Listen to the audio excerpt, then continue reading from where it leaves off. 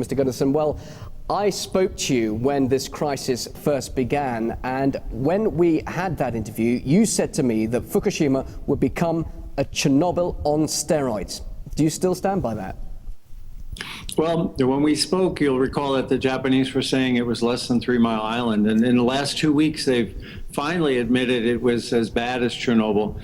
And then a week ago, they upped their radiation exposure, so it's essentially identical to Chernobyl, and it hasn't stopped.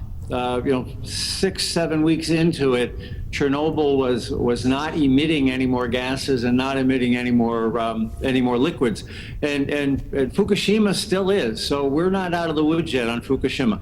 Yes, I stick by what I said 6 weeks ago. Well, if the situation is as critical as you say, why is it that the Japanese authorities are telling us that everything is indeed under control and getting better? I've been frustrated by the Japanese authorities, both the electric company and the national authorities. Since this began, they have consistently underestimated the magnitude of the problem.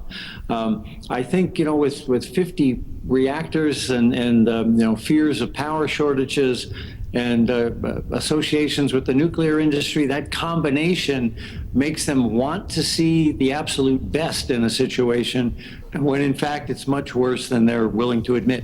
Some would say they were just trying to keep the situation calm and not to scaremonger the population. Yeah, I think they have tried to keep it calm, but it's one thing to keep it calm, it's another to tell the facts as they really are. And I don't believe that TEPCO did. I think they've had information in their possession that should have caused an evacuation sooner, and they certainly should have gotten the younger people and the pregnant women out much sooner than they did. So keeping calm is nice, but ignoring the facts in front of you is poor management. Interesting you talk about pregnant women and children. Indeed, we know that the Japanese government has a new, much higher acceptable radiation threshold for children. I see, though, that the level they've chosen is what other countries deem only safe for adults working at nuclear plants. Are they being reckless in some ways, taking a risk with young lives here? I think it's inappropriate. I think it's a gross miscarriage of what we know to be the science of radiation.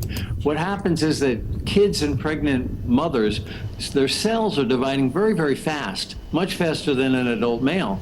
And by allowing the kids to receive what an adult male might receive as a legal limit, in fact, the risk of cancer to a kid is between 10 and 100 times higher for the same exposure to an adult. Let's look at the future now. Japan has announced a plan to cover the reactors in a protective shield to stop all radiation leaks. Is that going to work? I don't think so. I think the problem at Fukushima is that a lot of the radiation is leaking down into the groundwater. It's obviously in the ocean. It's been detected in fish 40 kilometers away.